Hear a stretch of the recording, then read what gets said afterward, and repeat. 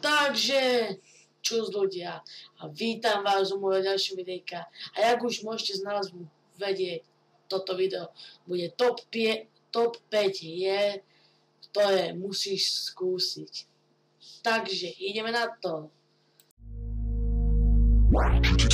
TMP.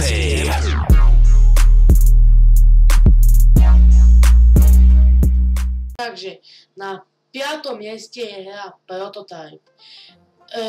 Je to megová hra a je aj Prototype 2, ale tí, ktorí hrali Prototype 2, musia skúsiť Prototype 1.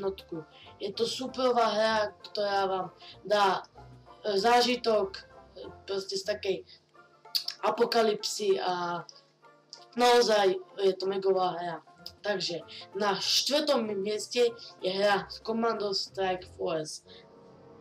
Ja som sa k tejto hre dostal cez Tesco a vyšla ma okolo 2 eur a tá hra zasahuje do 2. svetovej vojny a proste tam hráte za rôzne postavy.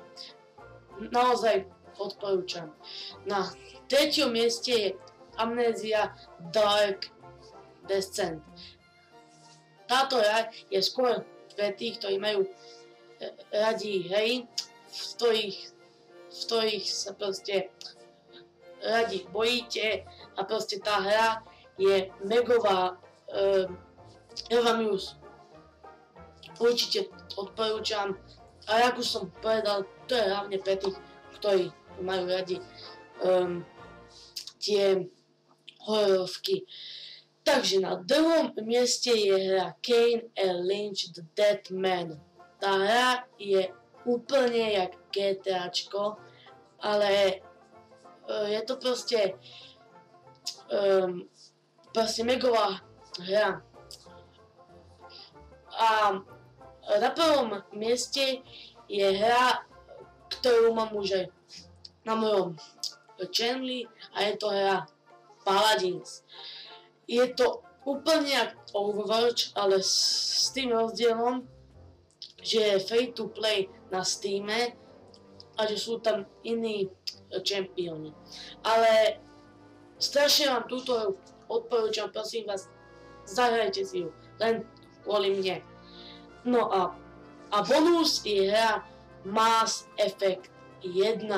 Tá hra je superová, proste vás to vtiahne do deju a naozaj mega hra. No a to by bolo asi záver dnešného videa a bol by som rád, keby ste mi do komentov zanechali nejaký odkaz a napísali vašich top 5 hier, ktoré si musíš zahrať. A zatiaľ sa s vami lúčim a uvidíme sa u ďalšieho videa. Tak zatiaľ čus. Yeah, bitch!